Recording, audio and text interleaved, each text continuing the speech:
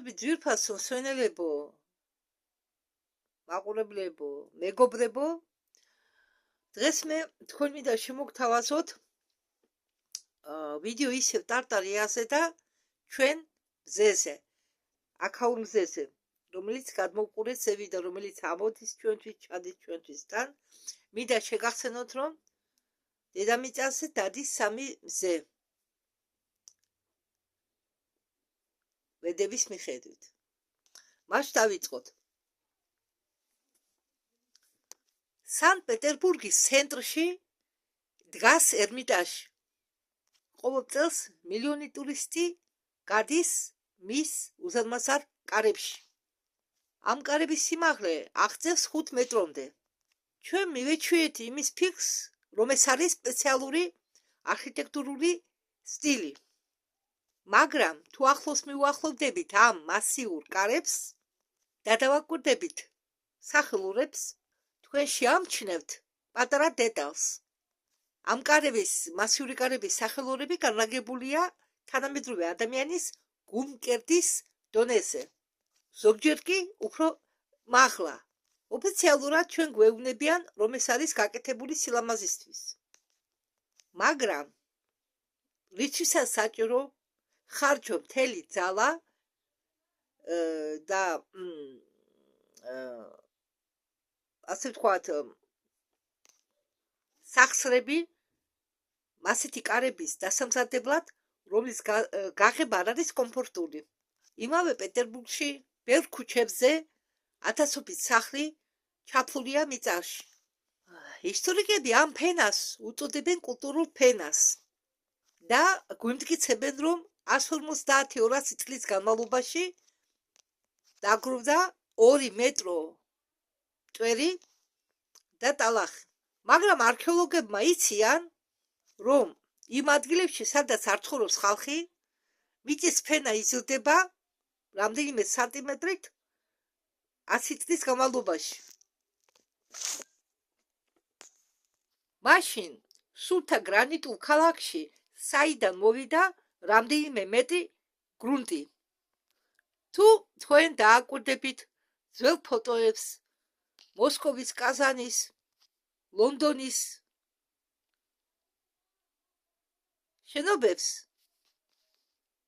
ქუჩებს უпростоრად 1850-იანი წლების ფოტოებს, ძველ ფოტოებს, თქვენ ნახავთ ერთ და იგივე სურათს. ცარიელ ქუჩებს, სადაც არის ბევრი ტალახი და არის ჩამარხული სართულები. ამავე პერიოდში 1850 წლისთვის ხელოვნების სამყაროში ხდება რაღაც ამოუხსნელი. მასეთი მხატვრები, როგორც უილიამ ტერნერი, ივან აივაზოვსკი ხატავენ ცას სხვაგვარად. მე-19 საუკუნის შუამდე ცა გამოიყურებოდა ნახატებზე, უпростоრად ნახატებზე კი არა, ცა გამოიყურებოდა ბუნებაში, ცას ჰქონდა რბილი, ნაზი, ოქროსფერი, ზოგჯერ მოვარდისფრო ფერი ცა, ხო. ახლა კი არა, როგორც ჩვენ ვუყურებთ ცისფერცას, ანუ ლურჯი, რა ვიცი, იგი ფერები მაინც გავს ერთმანეთს. ცას რომ ვუყურებ იმ ფერში დღეს, ასეთი ფერის არ იყო თურმე. იყო მოოქროვილი, ნაზი, ოქროსფერი ან მოვარდისფრო. სინათლე გეგონებოდა გაფანტული. 1850 წლის შემდეგ ცის პალიტრა მკვეთრად იცვლება. ცა ხდება ძალიან ლურჯი. ჩრდილები კი ხდება სიღრმისეული და მკვეთრი. თანამედროვე მეცნიერება ხსნის ამას იმით, რომ ასე ვითარდებოდა ფერწერა. მაგრამ არსებობს მოწმეების დღიურები, რომლებიც 1858 წელს წერდა თავის ჩანაწერებში დღიურში, რომ სინათლე გახდა მკვეთრი, ეს სინათლე ჭრისო თვალებს და ცა ჩამოგავსო ახლა ცივ გუმბათს. ამავე დროს მედიცინაში ჩნდება ტერმინი სინათლის ფობია. სვეტებაიაზნი. ანუ სინათლის მიმართ შიში. ადრე ხალხი საათობით იყოფებოდა მზეზე.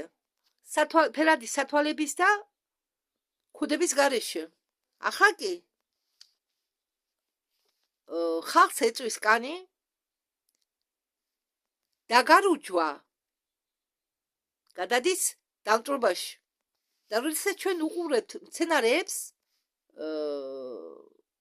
უცნაური რამ ხდება აქაც. ბიოლოგებმა დააფიქსირეს, რომ ზუსტად მე-19 საუკუნის შუაში მთელ მსოფლიოში დაიწყო გაქრობა გიგანტურმა ხეებმა. დარჩა მხოლოდ მათი და დარჩა მხოლოდ ყუნძები, რომელსაც დღეს ჩვენ აღვიქვამთ როგორც გორაკებს, ან პატარა მთებს, ან რა ვიცი, ხალმი, გორი. მაგალითად ეშმაკის კოშკი, რომელიც მდებარეობს ამერიკაში, ის გიგანტური ხეები იკვებებოდნენ სინათლის სხვა სპექტრით. მზე, მაშინდელი მზე კი არ წვავდა, არამედ ათბობდა და კურნავდა. ადრინდელი მზე აძლევდა ხალხს ენერგიას, რომელიც აძლევდა საშუალებას ადამიანებს ეცხოვრათ 200 და 300 წელი. ეს ღაბრები არ არის, არამედ ეს არის ჩანაწერები საეკლესიო წიგნებიდან მე-18 საუკუნის დასაწყისში, სადაც გარდაცვლილების ასაკი ხშირად იყო 150 წელზე მეტი. ადრე ხომ ეკლესიაში აღენიშნებოდა ყოველი გარდაცვლილი. და 1850 წლიდან საშუალო ხანძლივობას ადამიანის სიცოცხლისა გახდა 40-50 წელი. ახლა ჩვენ დროს შეიძლება ადამიანმა თუ მთიან რაიონებში ცხოვრობს 100 წელს მიაღწიოს და ისე 100 წელსაც გადააჭარბოს.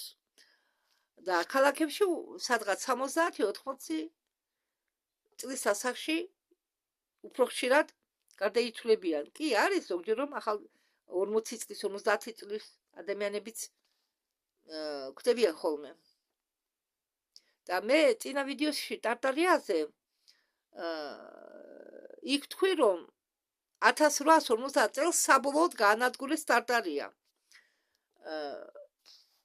ატმოსფეროშიც შეიცვალაო რაღაცა, არსებობს საბუთი, სადაც არსებობს საბუთი, რომელიც ინახება ბრიტანეთის მუზეუმში. ეს არის რუკა გილიო მარდერინის მასზე გამოსახულია. უზარმაზარი ქვეყანა, უდიდესი ტარტარია, ის იკავებს თითქმის მთელ ევრაზიას, მაგრამ გასაგები არ არის მისი ზომა. მაგ დროის რუკებზე ტარტარიის ქალაქებში აღნიშნულია უცნაური ობიექტები, რომელსაც უწოდებენ სინათლის კოშკებს. ისინი იყვნენ ქალაქების ცენტრებში და განათებული იყვნენ თავისით ცეცხლის და ყვავლის გარეშე. ტარტარია იყო ცივილიზაცია, რომელიც იყენებდა ატმოსფერულ ელექტროდენს. მაგრამ ასეთი სისტემების სამუშაოდ იყო საჭირო თავისებური ცა. 1850 წელს ეს კავშირი საბოლოოდ იყო გაწყვეტილი. მთელი მსოფლიოს მასშტაბით გადაიარა კატასტროფების მთელმა სერიამ, რომელიც გაასაიდუმლოეს და დაარქვეს ამ კატასტროფას წელი ზაფხულის გარეშე. ან ქარიშხლიანი მაპატიეთ, ან სილიანი ქარიშხლები. სინამდვილეში კი ეს იყო ის მომენტი, როდესაც ძველი ცა გაჩიშეს. ციმბირის არქივებში დღემდეც მოვიდა ანგარიში მოვაჭრეების ანგარიში, რომლებიც იყვნენ ტომსკიდან და ისინი ეს ანგარიში იყო შექმნილი 1852 წელთან დაკავშირებით. ისინი აღწერდნენ უცნაურ მოვლენას, მზე რამდენიმე დღითო გახდაო ლურჯი არა, ცისფერი არა, მაპატიეთ მე სულ მეშლება გალუბოი რუსულად ეს რუსული სიტყვა გალუბოი ქართულად ითარგმნება როგორც ცისფერი და სინი ითარგმნება როგორც ლურჯი. სულ მეშლება ერთმანეთში. და ცა იყო მზე იყო ლურჯისფერი. რამდენიმე დღით იყო ლურჯისფერი და შემდეგ უკვე მოგვიანებით ცაზე გამოჩნდაო სხვა მზე, ახალი მზე. ის იყო უფრო კაშკაშა, ცივი და მოძრაობდა სულ სხვა ტრაექტორიით. ამ მომენტიდან ძველი ზიანის საათები პრაღაში და პარიზში არასწორად მუშაობდნენ. და ეს მომენტი რომ დაიმალათ ხალხისგან, თუ მიზეზი თუ რატო ხდებოდა ასე, ეს საათები ან გადააკეთეს, ან გამოაცხადეს დეკორატიულად. ახალმა ხელისუფლებამ ერთდროულად მთელ მსოფლიოში შემოიტანა ახალი კალენდრები. ამაზე კიდე ჩვენ ვისაუბრეთ, მე თქვენ ცალკე მაქვს ვიდეო დადებული კალენდართან დაკავშირებით, თუ როგორი კალენდარი იყო ადრე და როგორი კალენდარი შემოიტანეს მოგვიანებით. და აგრეთვე შემოიტანეს დროის სტანდარტი. რატომ უნდა შეცვალო დრო, როდესაც მზე ისევე ანათებს? პასუხი უბრალოა. მზე ანათებს სხვაგვარად. თუ თქვენ დააკვირდებითო ტარტარიის ძველ გრავიურებს, თქვენ ახავთო, რომ შენობების ამ სახლების სახურავებზე არ არისო საკვამურები. უზარმაზარი შენობები მასეთები როგორც ისააკის ტაძარი, მათ არ ქონდათ გათბობის სისტემა აშენების მომენტში, უზარმაზარი დარბაზები, ჭერით 20 მეტრამდე, ფიზიკურად შეუძლებელია გაათბო შეშით ან გაზით. მეცნიერები პოულობენ ამ შენობების კედლების შიგ რაღაც ხელსაწყოებს და უცნაური რკინის ჯოხებს გუმბათებზე და ეს იყო ერთიანი ენერგეტიკული ქსელის დეტალები, ანუ საჭირო ხელსაწყოები. და ეს ქსელი მუშაობდა ადრინდელი, სანამ შეცვლიდნენ ადრინდელ მზესთან. ანუ ადრინდელი მზე და ეს ხელსაწყოები მუშაობდნენ თანაბრად, ერთად, შეხამებულად. და როდესაც ცა შეცვალეს, ეს ენერგია გაქრა. იქ შეცვალეს მარტო არა, შეცვალეს საუბარი. წინა ვიდეოში იქ ვთქვი მე, რომ დაბომბეს, ააფეთქეს ყველა ის კოშკები, სადაც იმყოფებოდა ამ ენერგიის დამგროვებელი. და რომლის შედეგად ეს კრემნიის ტვერი თიხასთან ერთად თოვლივით დაეცა მიწას და ჩამარხა პირველი სართულები. ზოგ ადგილას რამდენიმე სართული. ამის შემდეგ კი, როდესაც ეს ენერგია გაქრა, მსოფლიოში დაიშვა სიცივე. მაგ დროიდან დაიწყო საკვამურების გამოტეხვა კედლებში, სახლებში, დაიწყეს ფეჩების აშენება და აფუჭებდნენ უნიკალურ არქიტექტურას. ფანჯრებიო ჩაფლული აღმოჩნდნენო არა ტალახის გამო, არამედ იმის გამო, რომ ოკეანეების დონე, ოკეანეების გრუნტი აიწიაო ამ კატაკლიზმების შემდეგ. თან ამ დროს ამ გრუნტის აწევასთან ერთად ოკეანეებში კატაკლიზმების გამო ამ პროცესს დაერთვა იმ მომენტში ცის შეცვლა. 1951 წელს ლონდონში ტარდება პირველი მსოფლიო გამოფენა.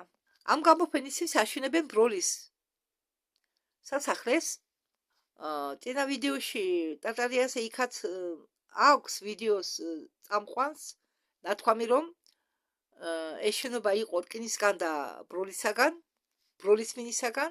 ეს იყო ახალი ტექნოლოგიების დემონსტრაცია, მაგრამ ბევრმა არის ის რომ იმ დროს იყო პირველად წარმოდგენილი ხელოვნური განათების პირველი ტექნოლოგია, რომელიც ჩაიდო შემდგომ იმ ტექნოლოგიაში, რომელსაც ჩვენ ახლა ვხედავთ ჩვენ თავზე. ანუ ახალი მზე. ოფიციალური ისტორია საუბრობს ნათურებზე, ვარვარის ნათურებზე, მაგრამ სინამდვილეში საუბარი მიდიოდა ძლიერი ნაკადის გადაცემაზე ატმოსფერის ფენების მეშვეობით. ამავე დროს მთელი მსოფლიოს მასშტაბით იწყებენ ობსერვატორიების აშენებას. მე-19 საუკუნის შუამდე ეს ობსერვატორიები იყო ერთეულები, რაში დაჭერდა კაცობრიობას ასე დეტალურად ყურადღებით მიედევნა თვალი ცისთვის. შესაძლებელია რომ ისინი ცას კი არ აქცევდნენ თვალყურს. ცას კი არ ადევნიდნენ თვალს, სწორად რომ ვთქვათ, არამედ თუ როგორ ეჩვევა ახალი ნათურა, ახალი მზე, როგორ მუშაობს მზეს, ესე იგი ობსერვატორიები იმისთვის აშენდაო, რომ მზეზე ედევნათო თვალყური. ევროპეული ტაძრების, ვინტაჟური სარკეების, მინების უпростоრად ანალიზმა უჩვენა, რომ ის იყო განკუთვნილი იმისთვის, რომ გაეტარებინა განსაზღვრული სიხშირეები და ეს სიხშირეები დღევანდელ მზეში, რომელიც ჩვენ გვანათებს აქ მიწაზე, უბრალოდ არ არსებობს ამ მზეში. თუ თანამედროვე მზის სხივები გავა ამ ვინტაჟურ მინაში, ის ვერ შექმნის იმ სამკურნალო ეფექტს, რომელზეც წერდნენ შუა საუკუნოვანი მონახები უпростоრად მაპატიეთ. ანუ ბერები.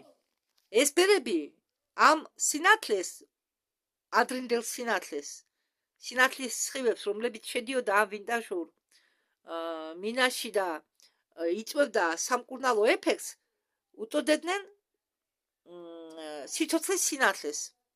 დღესდღეობით ჩვენი ახალი მზისგან ვღებულობთ მხოლოდ რადიაციას და მცირე დოზით D ვიტამინს. ჩვენი სხეული გრძნობს დახილობას, დეპრესიას და ხალხს სურვილი აქვთ, რომ სულ დაიმალონ ჩრდილში. ეს არის ორგანიზმის რეაქცია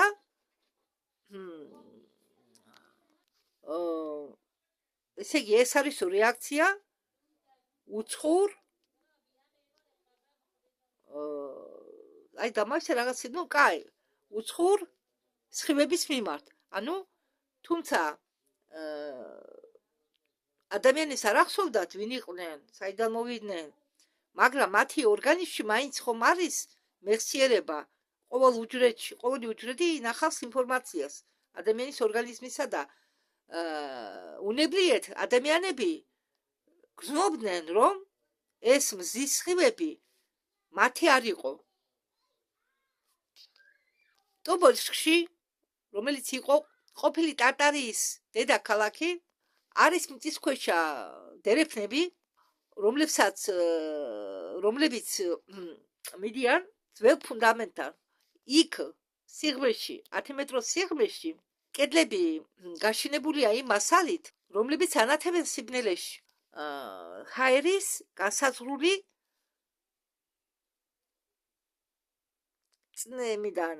წნევიდან გამომდინარე.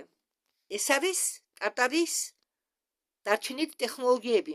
ტარტარიამ უბრალოდ კი არ წააგო ომი. ის იყო წაშლილი კლიმატთან ერთად, რომელშიც ყვავოდა. 1840-იანი წლების რუკები ჯერ კიდევ უჩვენებენ მის საზღვრებს. მოგვიანებით მეც გაჩვენებ თქვენ ტელეფონში ვინახავ სპეციალურად, რომ თქვენ განახოთ. მაგრამ 1860-იანი წლების რუკებზე ამ ადგილზე დაფიქსირებულია თეთრი ლაქები. ან ახალი გუბერნიები, რუსეთის იმპერიისა. 20 წლის განმავლობაში გაქრა მთელი იმპერია და შეიცვალა ცის გუმბათის ფერი და უმნიშვნელოვანი მტკიცებულება დევს ანტარქტიდაში. პირველი რეისის ძველ რუკებზე ეს კონტინენტი თავისუფალია ყინულისაგან. ოფიციალურად ეს კონტინენტი აღმოაჩინეს 1820 წელს, მაგრამ 1850 წლის შემდეგ ეს კონტინენტი სისწრაფით იყინებოდა. თითქოს პლანეტის ტერმოსტატი სხვა რეჟიმში გადაიყვანესო. მანამდე კი გაყინული არ იყო ეს ტერიტორია. ზის სპექტრის შეცვლამ გამოიწვია ის, რომ პოლუსები ცივდებოდა დიდი სიჩქარით. მამონტები ციმბირში უცბვე გაიყინენ, მოუნერებელი ბალახით კუჭში ასეთი სიტუაცია ხდება, როდესაც ტემპერატურა ვარდება უცებ რამდენიმე წუთში. ეს ხდება მხოლოდ მაშინ, როდესაც სითბოს წყარო პლანეტაზე იმ შემთხვევაში თუ სითბოს წყაროს პლანეტაზე შეცვლიდნენ ან გათიშავდნენ ტექნომოსახურების გამო. ჩვენ ცხოვრობთ სამყაროში, სადაც არქიტექტურის ყოველი ელემენტიო ვარსკვლავური ციხესიმაგრეებიდან ტაძრების შპილებამდე ყვირიან იმაზე, რომ ადრე ყველაფერი იყო სხვაგვარად. ჩვენ დავდივართ ჩამარხული ცივილიზაციის ზედ და ვუყურებთ მზეს, რომელიც ჩვენ ძალას ვერ გვაძლევს, მაგრამ თუ ეს ნათება არის ტექნიკური ობიექტი, მას ვინ დააყენა ეს ობიექტი? 1859 წელს მოხდა ეგრეთ წოდებული კერინგტონის მოვლენა, ძლიერი მზის ამოფრქვევა, რომელმაც წყობიდან გამოიყვანა მთელი სოფლიოს ტელეგრაფები. ოფიციალურად გამოაცხადეს, რომ ეს იყო ანომალია მზეზე, მაგრამ ხომ შეიძლება ეს იყოს მართვის სისტემაში შეფერხება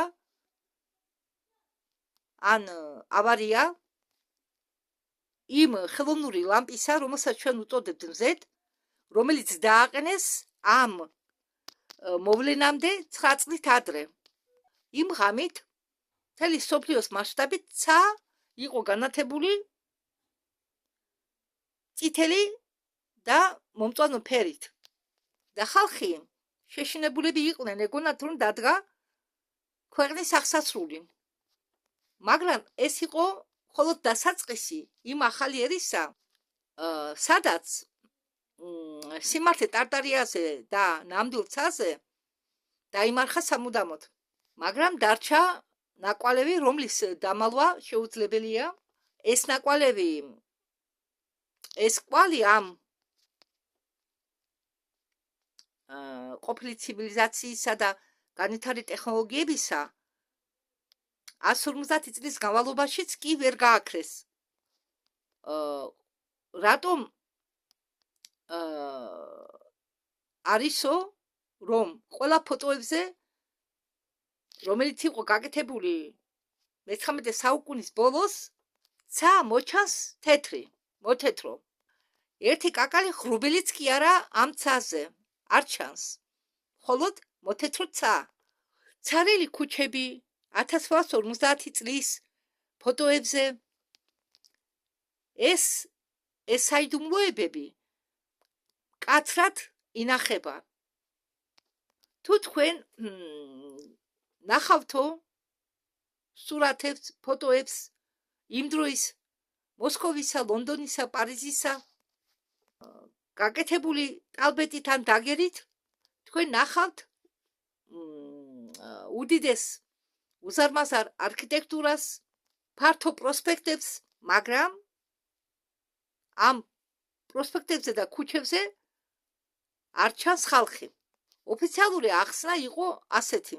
ხო, ამაზე კიდევ ითქვა წინა ვიდეოში, რომ თითქოს, როდესაც ფოტოს იღებდნენ, მაშინდელი ფოტო აპარატები ვერ უძლებდნენ ზის სინათლეს, რადგან ხანძლივი მოდინი უნდოდა და ამის გამო თურმე ხალხი გაქრა. ხალხი არ ჩანდა. ვერ ასწრებდა ხალხის დაფიქსირებას თითქოს.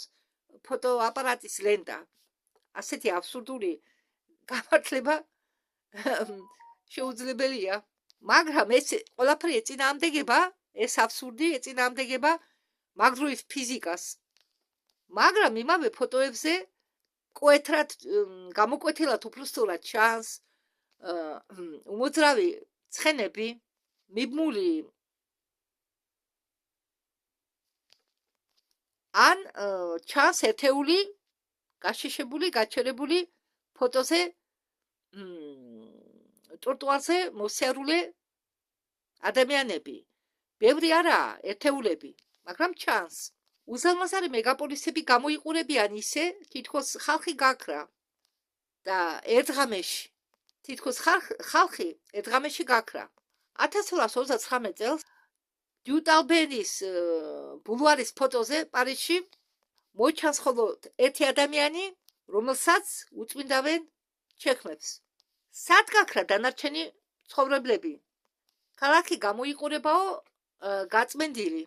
გზებს დენა უცნაური ნაცრისფერი მტვერი, რომლებიც ალაგ-ალაგ ცვდება პირველი სართულის ფანჯრებს. ეს მტვერი არ არის უბრალოდ ტალახი. 1840-იან წლებში მთელი პლანეტის მასშტაბით დაფიქსირდა უცნაური მშრალი ნისლები. მაგ დროით გაზეთებში წერდნენ რომ იმ დროს წერდნენ რომ ცა რაღაც ხანძლივი დროით რჩებოდა ძალიან ქრთალი ფერის. აი ზუსტად მაშინ დაიწყო პროცესი, რომელსაც ჩვენ დღეს დავარქმევდით ჩამარხულ სართულებს. კაზანში ბაუმანის ქუჩაზე რესტავრაციული სამუშაოების შესრულებისას ასფალტის და მიწის ფენის ქვეშ იყო აღმოჩენილი მრავალი ოთახები ჩამარხული ფანჯრებით და კარებით, რომლებიც ჩადიოდნენ 5 მეტრის სიღრმეში. ოფიციალურად მეცნიერებმა ამ ოთახებს უწოდეს სარდაფები. მაგრამ რატო უნდა რა აზრი ქონდა სარდაფებში მთავარი შემოსასვლელი კარების გაკეთებას და ჯვირიანი ასე ვთქვათ მასალა, ხო, მაშინ ხო ჯვირი ღირდა ყველაფერი და წარმოიდგინეთ ჯვირიანი მასალით მოპირკეტება ყველა ოთახებისა, ხო, იატაკებისა და ასე შემდეგ. ლოგიკა კი ჩვენ გვეუბნება, რომ ეს შენობები, ეს სარდაფები ერთდროს იდგა ზედაპირზე, განლაგებული იყვნენ მიწის ზედაპირზე. სანაც ამ არ დაიწყო პირდაპირი გაგებით ცვენა. შემდგომ მოგვიანებით დაიწყო მშენებლობის ბუმი, ეგრეთ წოდებული ვარსკვლავური ციხესიმაგრეების აშენება. უზარმაზარი შენობები, ვარსკვლავური ფორმის ციხესიმაგრეები გაფანტულია მთელ მსოფლიოში, დაწყებული ჰოლანდიიდან, დამთავრებული ციმბირით. თუ მათ შეხედავთ დედამიწიდან, უпроსტად თუ მათ შეხედავთ ზედაპირიდან, მიწის ზედაპირიდან, არც ისე მაღლად არის ეს ციხესიმაგრეები, ეგრეთ ვთქვათ, ბრჭყალებში განლაგებული, არამედ არა აქვთ სიმაღლე, დაბალზეა გაკეთებული. მაგრამ თუ ამ შენობებს, ამ ციხესიმაგრეებს, ვარსკვლავურ ციხესიმაგრეებს დააკვირდებით ზევიდან, ჩანს რომ ეს ვარსკვლავური ციხესიმაგრეები ჩამოგავს გეომეტრიულ ფრაქტალებს. ოფიციალურად ეს არის დამცავი თავის დასაცავად აშენებული შენობები. ხო და ამ ციხესიმაგრეებზე წინა ვიდეოშიც მქონდა მგონი მე საუბარი და ამიტომ არ ჩაუღმავდები ამ ვარსკვლავურ ციხესიმაგრეებზე თუ რა როლს ასრულებდა ეს დაწერილი ეს ამ ციხესიმაგრებთან დაკავშირებით ახსნა არის ვცლად მოყვანილი პირველ ვიდეოში ტარტარიაზე. ახლა კი არა მოჭრილ ფრთებზე რომ დავდე, არა, პირველ ვიდეოში ტარტარიაზე. ეს მესამე ვიდეოა. ხო, და ეს ციხესიმაგრეები ვარსკვლავური ფორმისა სინამდვილეში იყო რეზონატორები.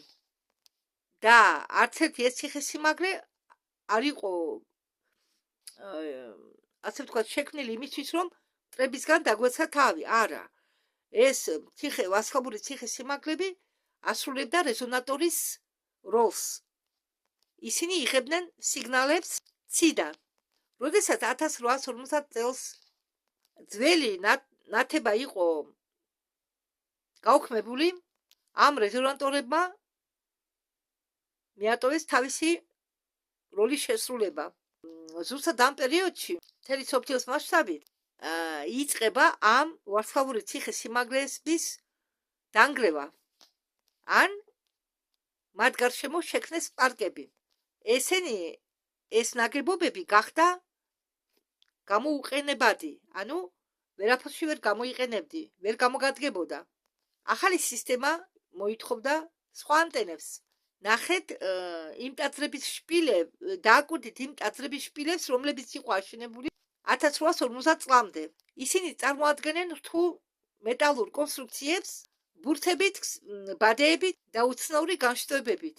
ამ ტაძრებზე არასდროს არ იყენა ჯვრები ჩვენი ახლანდელი დროის გადმოსახედიდან. ეს შპილები ასრულებდნენ მიმღების როლს ატმოსფერული ენერგიისა. 1851 წელს ისააკის სობორის გუმბათზე პეტერბურგში არ იყო ჩვენთვის მიჩვეული მიღებული ჯვარი. არ იდგა ისააკის ტაძრის გუმბათზე. იქ იდგა რთული კონსტრუქცია, რომელიც მოგვაგონებდა თანამედროვე ანტენას. მოგვიანებით ეს შეცვალეს და წარმოაჩინეს ეს პროცესი როგორც რესტავრაცია. კიდევ ერთი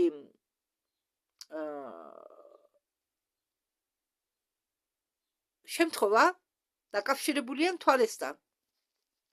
თუმცა 1850 წლის შემდეგ გახდა ტექნიკური ობიექტი გათბობისთვის და განათებისთვის.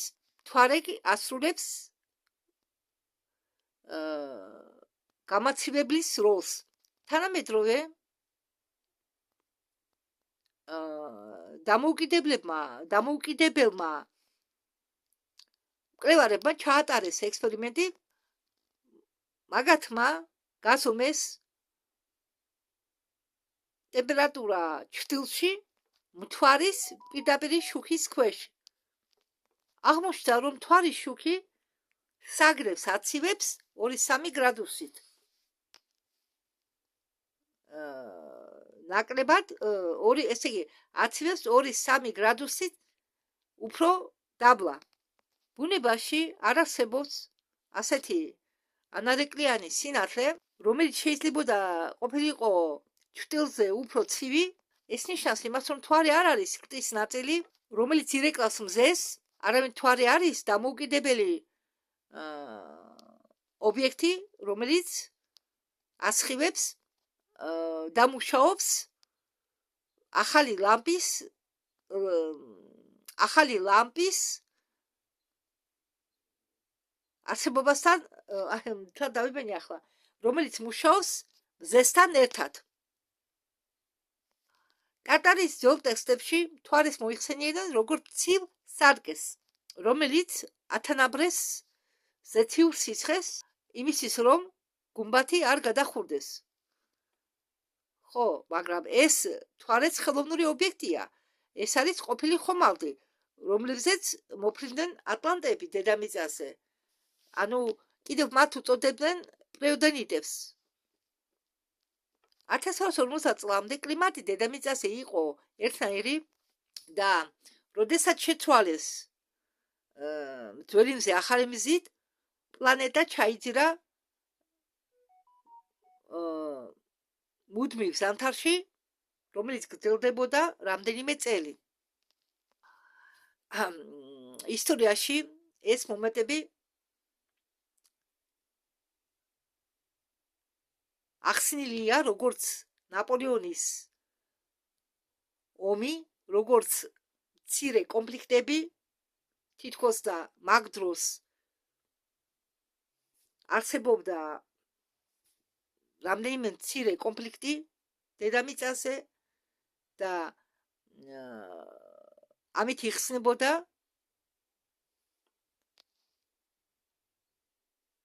ის თურის დამალვას ცდილობდნენ ხალხისაგან. სხვაგვარად როგორ გაემართლებიათ შიმშილი და დანგრეული ქალაქები და სოფლები. წარმოგიდგენიათ, ივნისის თვეში მოდის თოვლი. თუმცა ამ ზამთრის გაჭიანურებას აბრალებენ ვულკან ტამბურას, რომელიც არის განლაგებული ერთ-ერთ კუნძულზე ინდონეზიაში, მაგრამ ვულკანის წვერი ვულკანის წვერს არ შეუძლია ატმოსფეროში გამაგდეს 3 წლით. ანუ 3 წლით, წარმოიდგინეთ, ის ხომ წვერია, ის ავა ატმოსფეროში ამორქვების დროს, მაგრამ მერე ისევ დაეშვება მიწაზე. 1859 წელს მოხდა მოვლენა იმ მომენტში, რა მოვლენა იყო ეს? ცა განათდა კაშკაშა წითელი ფერით. ამ მოვლენას შემდეგ მეცნიერებმა დაარქვეს კერინგტონის მოვლენა. როგორც მე ვახსენე ვიდეოს დასაწყისში, მთელი სოფლიოს ტელეგრაფებმა მიატოვეს მუშაობა. იმის მიუხედავად, რომ ტელეგრაფი იყო გაჩიშული, ქაღალდი მაინც იწვებოდა. ხო, მე არ ვიცი ხა მაშინდელი ტელეგრაფები როგორ იყო აწყობილი. ეს არ იყო უბრალოდ მზის შტორმი, ეს იყო ახალი ენერგეტიკული ქსელის ჩართვა სრული სიძლიერით.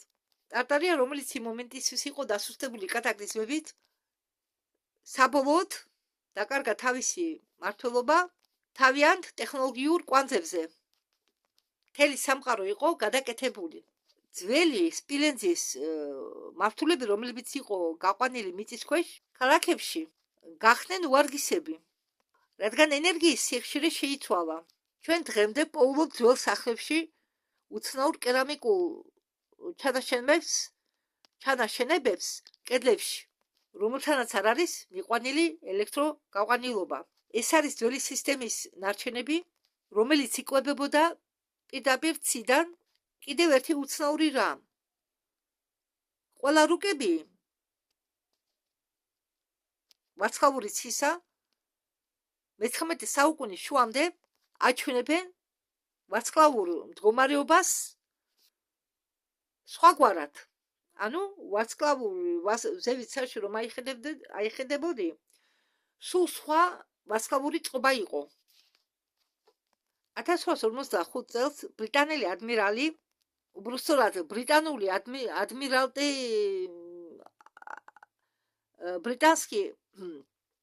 ბრიტანული საადმირალო კატალოგში იყო სრულიად გადახედული, რატომ იყო საჭიროება იმისა, რომ ყველა ვარსკვლავების კოორდინატები ასე ერთდროულად იყო შეცვლილი. შეიძლება იმიტომ, რომ გუმბათი იყო პროექცირებული ადრინდელი, მაგალითად ვარსკვლავური მდგომარეობა.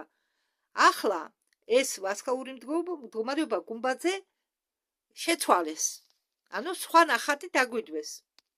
ჩვენ მივეჩვევით იმაზე ფიქრს, რომ კოსმოსი უსაზღვროა, მაგრამ ტარტარიის ძველი რუკები აღწერენ ცას როგორც მრავალფეროვან სტრუქტურას, რომელიც შედგება კრისტალური გარემოდან, უბრალოდ რომელიც შედგება კრისტალური გარემოსაგან, სადაც ყოველ ნათებას გააჩნია თავისი ტექნიკური ფუნქციები, როლი. მდინარე ინდიგირკის ბასეინის რაიონში, ციმბირში, მკვლევარები პოულობენ უცნაურ მეტალურ ობიექტებს, რომლებიც იყო ჩასული მიწაში, რომელსაც ადგილობრივი მცხოვრებლები უწოდებენ ქვაბებს. ეს ქვაბები იყო გაკეთებული უცნობი შენარევისაგან, რომლის გახლდა შეუძლებელია და ამ ობიექტების გარშემო მიწა არის გამომწვარი. ხალხი კი, როდესაც ამ ქვაბების სიახლოვეში იმყოფებიან, გრძნობენ უცნაურ ვიბრაციებს. იაკოტების ლეგენდების მიხედვით, ეს ქვაბები არის ზეთიური ფარის ნაწილი, რომლებიც ჩამოვარდა უდიდესი ბრძოლის დროს მე-19 საუკუნის შუაში. ტარტარია ცდილობდა დაეცვა თავისი ცა, მაგრამ მისი ტექნოლოგიები იყო ჩახშობილი, უფრო ძლიერი გარე ზემოქმედებით. ეს ქვაბები იყო ძველი სისტემის განათების ნაწილი, რომლებიც იყო განადგურებული 1860-იან წლებში მსოფლიოს დიდ ქალაქებში, ლონდონში, პარიზში, პეტერბურგში უეცრად იწყებენ მეტროპოლიტენის აშენებას. ოფიციალურად ეს კეთდებაო იმისთვის, რომ განტვირთონო ქუჩები, ცხენური ეკიპაჟი საგანო, მაგრამ დააკვირდითო პირველი სადგურების არქიტექტურას. ისინი ჩამოგავენ სასახლეებს გრანიტული კოლონებით და უზარმაზარი სვეტებით. უცნაურია ასეთი დიდრული შენებლობის დაწყება ბინძურ ტუნელებში, სადაც გაივლიან მატარებლები ოთხლზე მომუშავე. მეტრო არ იყო აშენებული. მეტრო უბრალოდ გაწმინდეს, ამოთხარეს. ეს ტერიტორია, რომელსაც ჩვენ დღეს მეტროს უწოდებთ, იყო მიწისქვეშა ქალაქების დონე და ეს მიწისქვეშა ქალაქები ამ ტუნელებით, რომელსაც დღეს იყენებენო მეტროს მაგივრად მეთქი, რომლებსაც იყენებენო მეტროდ, ადრე თვითონ ტარტარის ცივილიზაცია მააშნაო და გამოიყენაო თავში საფარად, როდესაც ცა შეცვალესო. როდესაც მტვერმა დაილექა, მაპატიეთ, როდესაც მტვერი დაილექა მიწის ზედაპირზე და გრუნტის დონე აიწია რამდენიმე მეტროზე, ყოფილი პირველი სართულები გახდა სარდაფებად, იქცა პირველი სართულები იქცა სარდაფებად. მიწისქვეშა გალერეები კი მეტროს ტუნელებად იქცა. ლონდონში მეტროპოლიტენის აშენებისას მუშები ხშირად ეჯახებოდნენ აგურისგან აშენებულ კედლებს, რომლებიც მიდიოდა ისეთ სიღრმეში, რომ უკვირდათ. საინტერესოა ის ფაქტი, რომ 1850 წლამდე სურათებზე და გრავიურებზე ფაქტიურად არ გამოსახავდნენ ღრუბლებს ისეთებად, როგორებათაც ჩვენ ხედავთ მათ დღეს. ცას ხატავდნენ ან აბსოლუტურად სუფთად, ან სუბუქ დაკვამლებას აღნიშნავდნენ. დღევანდელი ღრუბლები ეს არის ახალი სისტემის კონდეცინერების შედეგი და აეროზოლების გაბრქვის შედეგი იმისთვის, რომ ამას აკეთებდნენ იმისთვის, რომ მზის მუშაობაზე შეეწყოთ ხელი. ამ ღრუბლების გარეშე ხელოვნური მზის სპექტრი იქნებოდა ძალიან მძიმე და დააზიანებდა ბიოლოგიურ ცხოველებას. და ამიტომ ძველ ფოტოებზე ცა ყოველთვის არის გასუფთავებული. 1893 წლისთვის ჩიკაგოში იყო აშენებული თეთრი ქალაქი გამოფენისთვის, უზარმაზარი შენობები, ისეთი თეთრი მასალისგან, რომ თვალებს ჭვრეტდა, რომლებიც იყო განათებული ათასობით ელექტრული ლამპებით, ნათურებით და მაგ დროს ხალხის სახლში იყო დანთებული სანთლები. არ ჰქონდათ ხალხს ელექტროდენი. და ეს, რაც ამ გამოფენაზე ხდებოდა, იყო დემონსტრაცია ახალი ძალისა, მაგრამ როდესაც დაიხურა გამოფენა, ნახევარ წელში მთელი ეს ქალაქი დაიწვა. ოფიციალურად ხანძრის გამო, მაგრამ არაოფიციალურად საქმე იმაშია, რომ არის სურათები, ფოტოები დღემდე ჩვენამდე მოსული, სადაც ბეტონის და რკინის კონსტრუქციები ქცეულია მტვრად. და მტვრად ბეტონის და რკინის კონსტრუქციის ქცევა შეუძლია მხოლოდ ტერმულ იარაღს. ვიღაცამ შეგნებულად გაანადგურა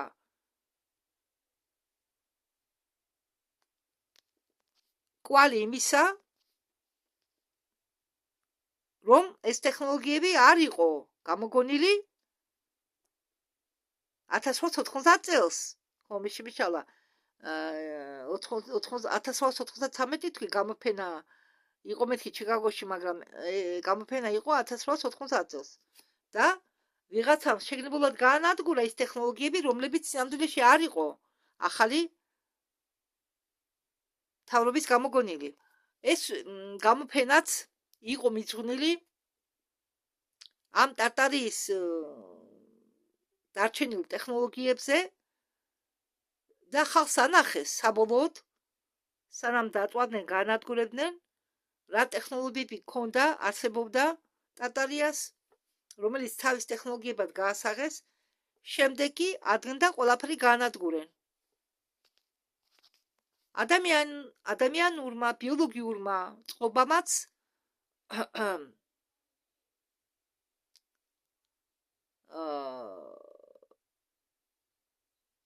ასე ვთქვათ, ადამიანური სხეული გადაეწყო, მხოლოდ სამყარო არ შეცვლილა, ადამიანის სხეულიც შეიცვალა. ჩვენი ბიოლოგიური რითმები გათვალისწინებულია 25 საათიან რიტმებზე. დღეს კი დღეღამეში არის მხოლოდ 24 საათი. უკვე უფრო ნაკლები, 13 საათია მიახლოებით. ჩვენ მუდმივად ვიმყოფებით მსუბუქი სტრესის მდგომარეობაში. ჩვენი სხეულს ახსოვს ძველი ცის რიტმი, სადაც დრო სხვაგვარად მიედინებოდა. ძველ წიგნებში, ტარტარიის ასტრონომიაში წერია, რომ ადრე წელი შედგებოდა 60 დღისაგან, თვარის თვე კი შედგებოდა 30 დღისასაგან, ზუსტად 30 დღისასაგან. ეს იყო იდეალური მათემატიკური სისტემა. 1150 წლის შემდეგ რიცხვები აირია, გაჩნდა ნაკიანი წელი ან ნახტომი წელი და ხდებოდა არეულობა კალენდრებთან დაკავშირებით. ცის დაწყობა მოუწიათ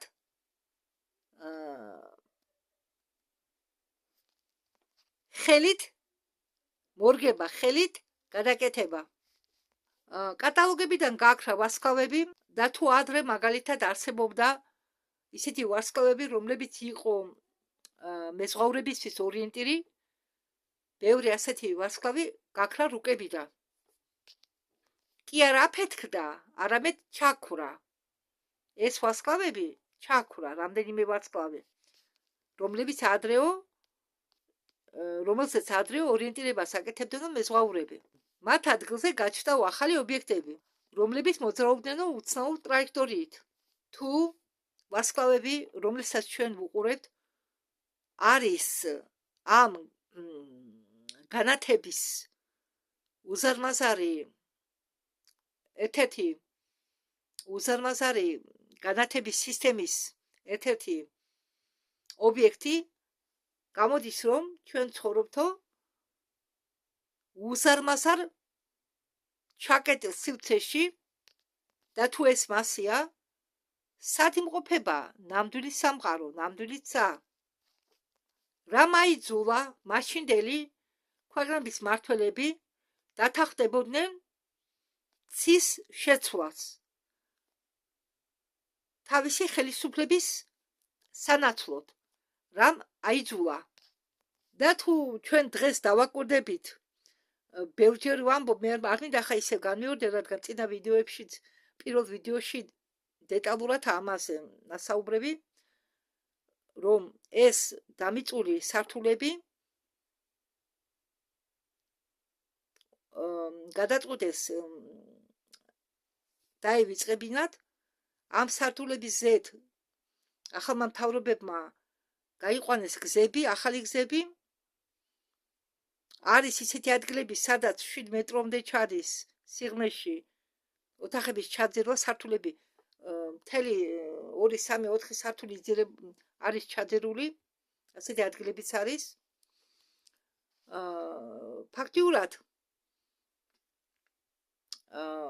ისეთი ძლიერი კატაკლიზმა მოხდა, ისეთი ძლიერი კატაკლიზმები, რომ ეს კატაკლიზმა, რაც მე თქვენ ახლა მოგიყევით სართულების ჩაძირვაზე, მიწაში ჩასვლაზე.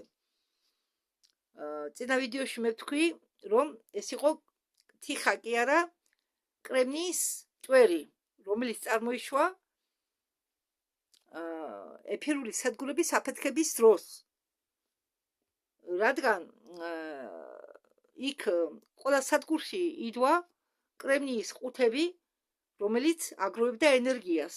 და როდესაც აფეთქდა ეს ცენტრები, ეს სადგურები, ეს კრემნი გაიფანტა ატმოსფეროში. და შემდეგ უკვე ნალექის სახით დაიშვა მთელ დედამიწაზე. და ეს ყველაფერი იყო გაკეთებული ხელოვნურად. ხელოვნურად გამოიწვიეს ყველაფერი. როდესაც შეცვალეს ცა, მე ვახსენებ ვინტაჟური მინები, ხო? რომელიც წინა ძველი ცის ყოფნისას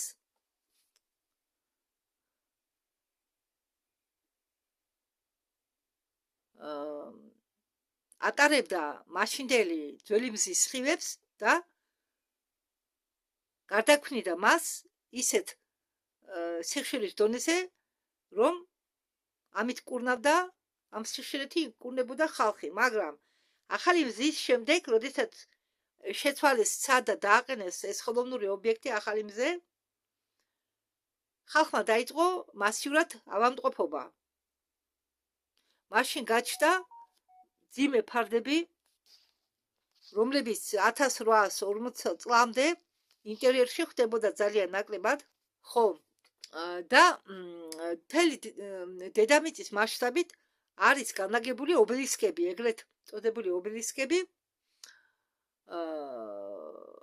რომლებიც ასრულებენ ჩვენი გუმბათის შეკავების ფუნქციას. ისინი მუშაობენ როგორც დამიწება ატმოსფერული ელექტროდენისა, ხო, ანუ ატმოსფერული ელექტროდენს ამიწებდა ეს ობელისკები. როდესაც 1850 წელს სისტემა გადატვირთდა, ბევრი ძველი ობელისკი გამოვიდა წყობიდან, მოუწიათ ამ ობელისკების ეს არა ეს ობელისკები თლად ცამდე კი არ ადიოდა, უბრალოდ ქონდა ასეთი ფუნქცია და როდესაც ახალი ცა შექმნეს და ყველაფერი გადატვირთვეს, მოუწიათ ამ ობელისკების ან დაშენება, ან გადაკეთება. მაგალითად, ყინულოვან ზღვაში იყო აღმოჩენილი მთელი გემის ეკიპაჟები, მთლიანად გემები თავისი ეკიპაჟებით, რომლებიც მომენტალურად გაიყინენ. მათ კაიუტებში სითბო იყო, მაგრამ ეს სიკვდილი დადგა უცებადი ტემპერატურის დავარდნის შედეგად. ტემპერატურა დაეცა კრიტიკულ მომენტამდე. ეს არ არის ბუნებრივი პროცესი, ეს არის ტექნოგენური კატაკლიზმა. თუ ცა ეს არის გუმბათი, მაშინ უნდა იყოს ჰაერის ცირკულაციის სისტემა განვითარებული. 1850 წელს, როდესაც შეცვალეს მზე, სისტემა გაიჭედა და ციმა ჰაერმა ზედა ფენებიდან დაეცა მიწაზე. ზუსტად ამ დროს ციმბირი, რომელიც ტარტარიის რუკებზე 18 საუკუნეში, უпроსტად ტარტარიის მე-18 საუკუნის რუკებზე ციმბირი გამოიყურება როგორც აყვავებული მხარე, იმ დროს, როდესაც ციმბირი დაეცვა მიწაზე, სისტემის გაჭედვის გამო, როდესაც აყენებდნენ ახალ მზეს, გადაიქცა ყინულოვან ადგილად.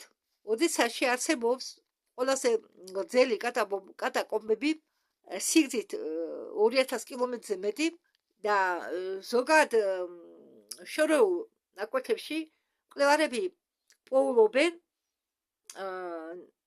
ადგილებს, სადაც კედელი გაშენებულია იდეალურად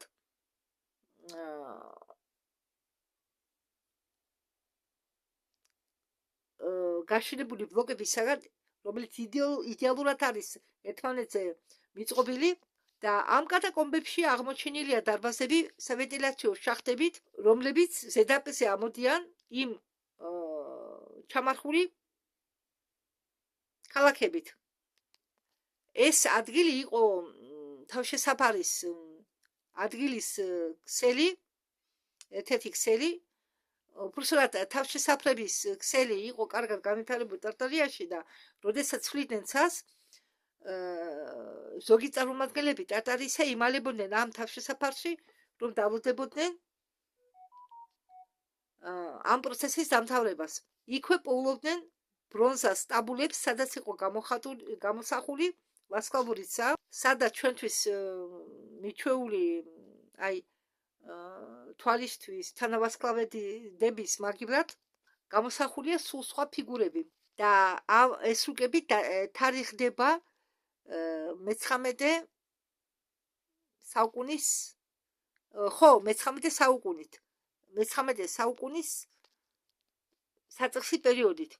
ეს იმას ნიშნავს, რომ იმ დროს 190 წლის უკან ხალხი უყურებდა სულ სხვა ცას. ლამპის გამოგონება და ბევრი ტელეგრამის გამოგონება და ბევრი იმ ტექნოლოგიების ამ ნავთის გამოგონება მეთქი კერასინკას რომ უძახია. ხო, ამდაგვარი ხელსაწყოების გამოგონება დაიწყეს მე-19 საუკუნიდან, რადგან მე-19 საუკუნემდე ხალხი იყო იმდენად განვითარებულები, რომ მათ ჰქონდათ ბუნებრივი დენი, ბუნებრივი განათება, ყველაფერი დაფუძნებული ატმოსფერულ ენერგიაზე. თან ამაში ხელს უწყობდა ეფირიც, ხალხს ჰქონდათ თვდომა ეფირული ენერგიების მიმართ, ცხოვრობდნენ ეფირის დახმარებით, მაგრამ თუ კარგად დააკვირდებით ამ სიტუაციას, აქ პროგრესი კი არ ჩანს, აქ ჩანს დეგრადაცია. სად ვიყავით 1850 წლამდე და სად აღმოჩნდით. ეგ ნიშნავს, რომ მოხდა დეგრადაცია საზოგადოების და ადამიანების. ჩვენ შეგვიცვალეს უსადენო ელექტროენერგია სადენიანი ელექტროენერგიით, რომლის საფასური უნდა ვიხადოთ წყლის საფასური, უნდა ვიხადოთ ყველაფრის საფასური, 1850 წლამდე კი ეს ყველაფერი იყო უფასო. კერასინის ნათურები, ანუ ლამპები, იყო საჭირო იმისთვის, რომ ახალი მზის სითბო არ იყოს საკმარისი იმისთვის, რომ გაეთბო დედამიწა, გაეთბო ხალხი და ემოქმედა ისე, როგორც ძველ მზეს. ახალ მზეს ამის გაკეთება არ შეეძლო. ჩვენ გადავედით ეფირული ტექნოლოგიებიდან ეტაპზე, როდესაც კაცობრიობამ დაიწყო რესურსების წვა. მაგალითად, ისააკის ტაძრის სადაფებში განლაგებულია გრანიტის დიდი ბლოკები, როდესაც იყო ეფირული დენი, ეს ბლოკები აგროვებდა ეფირულ ენერგიას,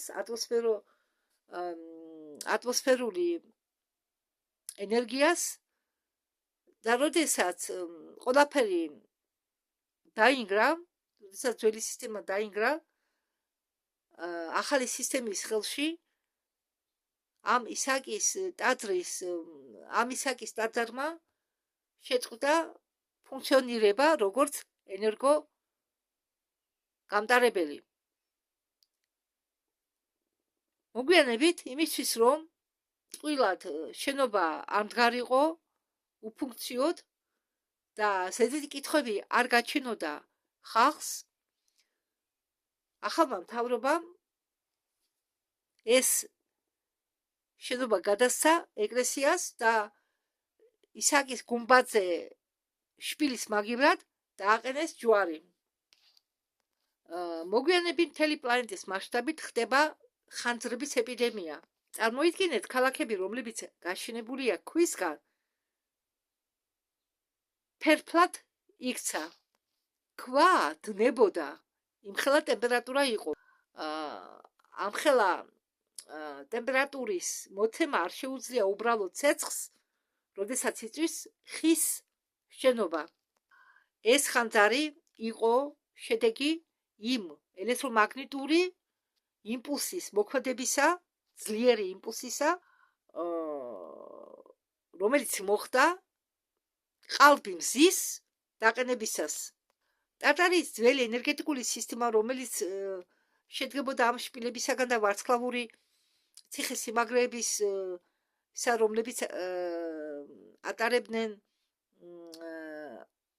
რომლებიც იყვნენ როგორც რეზონატორები ენერგიის მიღებისა, იღებდნენ ენერგიებს, იყვნენ როგორც რეზონატორები, ასრულებდნენ უბრალოდ რეზონატორის ფუნქციას, მიიღეს თავის თავზე ეს ამხელა სიძლიერის დარტყმა, ეს გამტარებლები, ეს აგრეთ წოდებული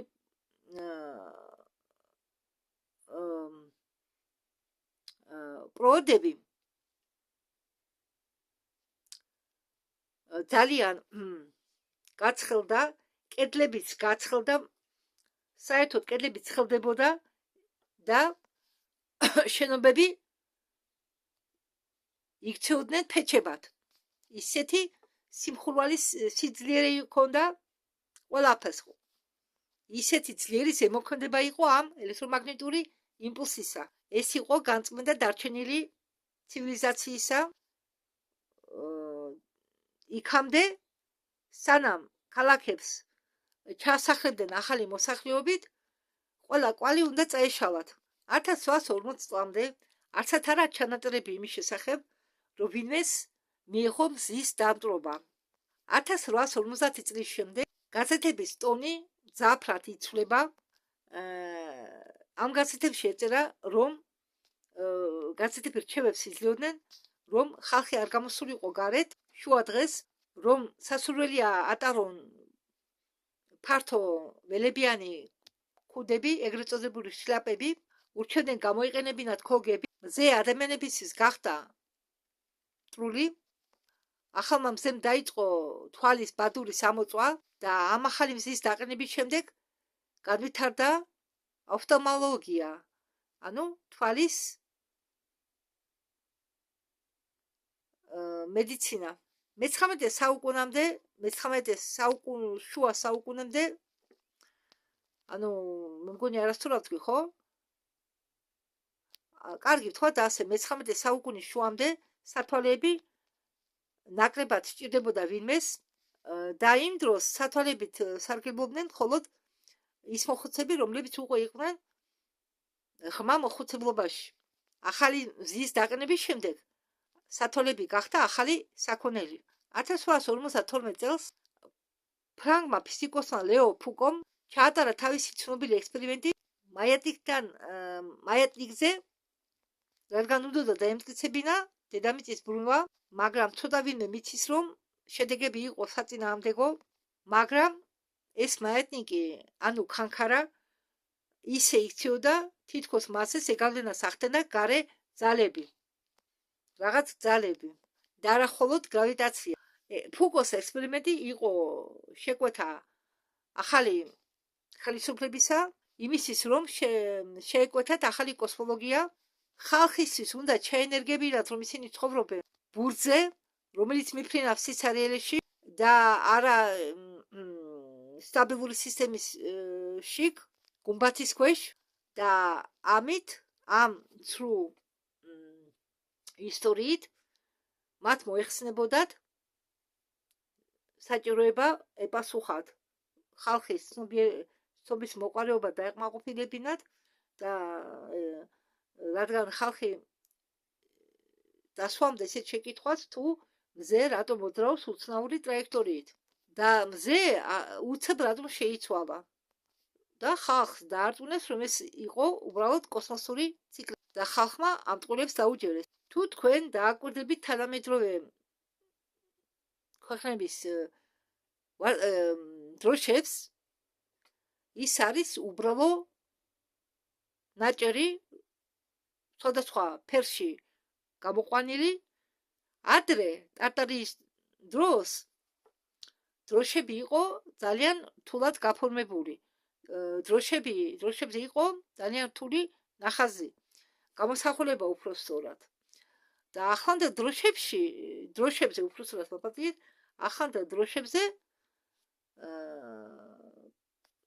სულ მარტივი გამოსახულება და ფერები, რომელიც იხმარება, ეს არის წითელი, ყვითელი, ლურჯი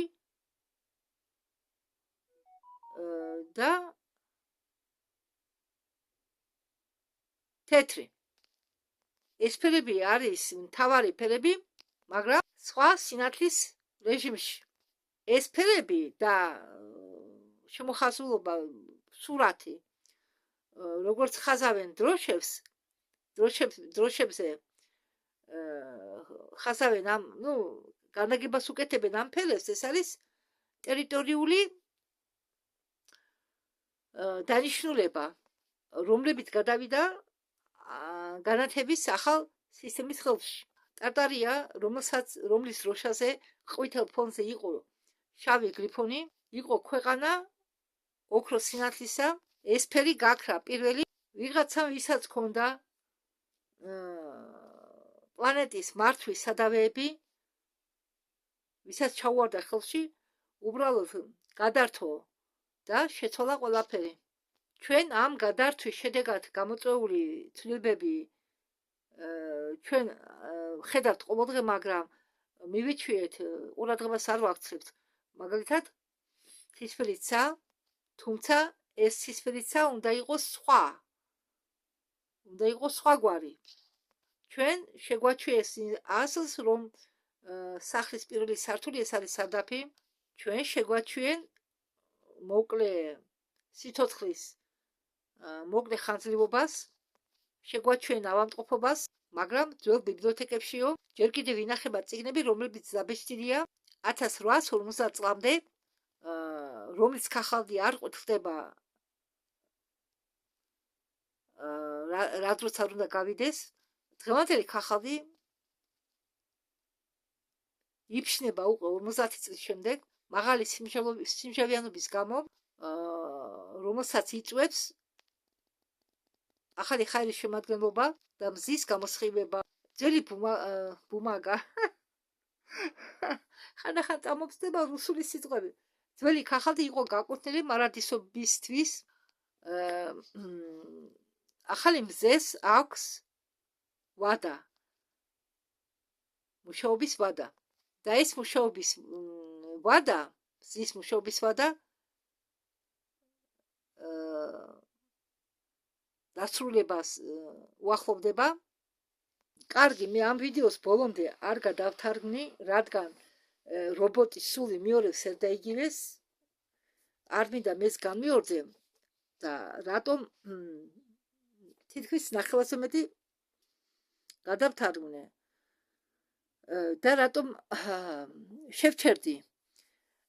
ეს ყველაფერი, რაც ახლა აქანე ამბობს ეს კაცი, ნათქვამია იმ ვიდეოებშიც, რომელიც მე თქვენ წარმოგიდგინეთ. ეს ვიდეო მე მინდა მიუძღვნა მხოლოდ მზეს. აქ იყო საუბარი თუ როგორ შეგიცვალეს ჩვენ ნატურალური მზე ხელოვნურ მზეზე და მინდა კიდევ გაგარკვიოთ, ხანდახან ჩემი საუბარი ცუდად ისმის, ან გაურკვეველია. მინდა უბრალოდ ორი სიტყვით გითხრათ, რომ მთელი მსოფლიოს მასშტაბით შეიძლება მოიპოვოთ ერთნაირი შენობები, რომელიც ჩამოგავს ისააკის ტაძარს, რომელიც განლაგებულია პეტერბურგში. ასეთივე ისააკის ტაძრის მაგვარი შენობა არის კალკუტაში და ბევრ ადგილას. ჩვენ შეგვითვალეს ყველაფერი. ცხოვრებაც, ბიოლოგიური სხეულებიც, მეხსიერებაც წაგვართვეს. მზეც შეგვითვალეს.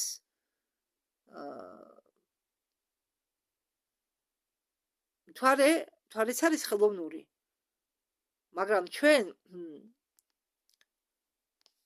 დაგვეჯერეს რომ თვარე ანათებს, იმიტომ რომ მასზე ხდება მზის სხივები.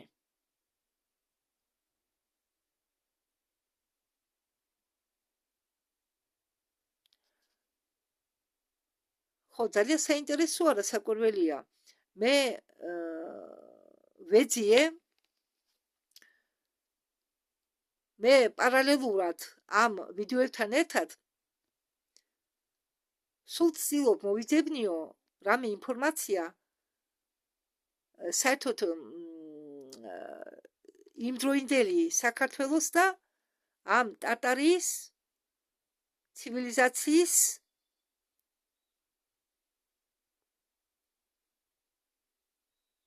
ასე ვთქვათ კონტაქტზე. ქონდა თუ არა იმდროინდელ საქართველოს კონტაქტი ტარტარიასთან. ტარტარია არ არის ეროვნება, ტარტარია ეს უბრალოდ არის გაგება, იმიტომ რომ არსებობდა ჩინური ტარტარია, არსებობდა ყირიმის ტარტარია, მოსკოვის ტარტარია და ასე შემდეგ. და როდესაც ეს ტარტარია გააქვეს, აი ეს წლები, რომელიც მე თქვენ წარგიდგინეთ, მე შევედი ინტერნეტში და ამ წლის საქართველოს მოვიძებნია, ანუ იბერია, კოლხეთი, ტანსაცმელი, იმიტომ რომ რამე საერთო ვიპოვო, ქართველები ჩვენ ხომ მოგვიანებით გახდით, თორე ადრე იყო იბერიის სახელმწიფო, იბერიის სამეფო, იყო კოლხეთის სამეფო, იყო ლაზიკა და რამე მე გითხრათ. აი იმ წლებში, როდესაც ქრებოდა ტარტარია, მე დავაფსკენი რომ იმ წლებში, როდესაც ქრებოდა ტარტარია, იმ წლებში ქართულ მაშინდელ ტერიტორიებზე ხდებოდა შემოჭრა ხან ყრიმელი თათრებისა, ხან სპარცელებისა, ხან არაბებისა და რუკაზე, ხო, მართლა რუკა, აკინაღამ დამავიწყდა. რაც შეეხება რუკას. გაჩვენეთ ახლა სპეციალურად შევინახე, მინდოდა თქვენთვის მეჩვენებინა. ერთი წუთით ახლავე. ახავე გაჩვენებთ. შევინახე კი არა, გადავხატე სპეციალურად. ხო, მე მიყვარს რუკების გადმოხატვა, რომ შემდეგ საჭიროებისამებრ ინტერნეტის არქონის დროს მოვიძებნიო. შეხედეთ, აი ეს არის, ხო, მაინტერესებს ძალიან, იმიტომ რომ საქართველოს რაღაც განვითარების ეტაპზე იყო მაგ დროს, ხო? ხო, 2012 წელს. არა, ეს არა 2012 წელს. გაჩვენებთ ახლა. უყურეთ? აი ეს არის აგერ წვანეთ, რაც არის შეღებილი, აი ამ ტერიტორიას წარმოადგენდა ტარტარია. ეს არ იყო სახელმწიფო. აქ შედიოდა ჩინეთიც, აი შეხედეთ ჩინეთისა და ადრე შედიოდა. აქ უკვე გამოყოფილია. ეს მე-18 საუკუნეა, ხო? აქ უკვე გამოყოფილია ინდოეთიც, სპარსეთიც. აგერ საქართველოა. ეს მე-18 საუკუნის რუკა ტარტარიის. აგერ უყურეთ? ეგი კასპიის ზღვა, ეს შავი ზღვა. აი აქ ვართ ჩვენ. აი ასეთი ფორმის იყო ამხელა ტერიტორია ქონდა მაშინ საქართველოს. აგერ არის არაბია. შეიძლება არავია, არ ვიცი. და მე თქვენ ახლა განახებთ კიდევ ერთ რუკას.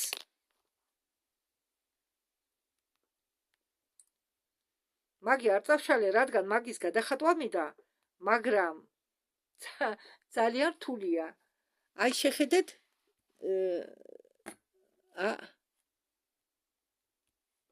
ეხლა მას გავადიდებ. თუმცა გადიდება რა თუნდა. კაი, ცოტაც გავადიდე. ტელეფონში. შეხედეთ? სანამდეა ჩამოსული. შენი ჩინეთი, ინდოეთი, პაკისტანი, თითქმის ყველა ტერიტორიები აქ შავი ზღვა არ ჩანს, აქეთა შავი ზღვის აქეთ და ესა ნახეთ რამხელა ტერიტორია იყო. ეს რომელიც საუკუნეა არ ვიცი, იქ წველა წერია. აი ეს მე რომ დავხატე ის 13 საუკუნეა, ამ დროს უკვე პატარდებოდა ტარტარია და შეხედეთ რამხელაა. შეხედეთ.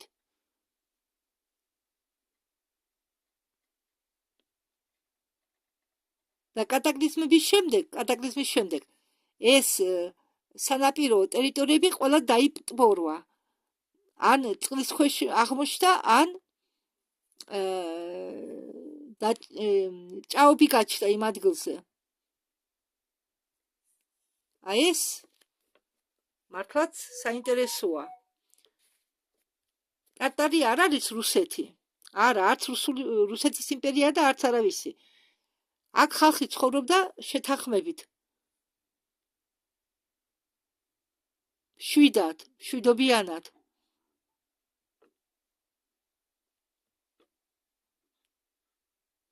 ხო, ამის ჩვენება მინდოდა თქვენთვის. კარგით, ამით დავასრულებ. გმადლობთ ყურადღებისთვის.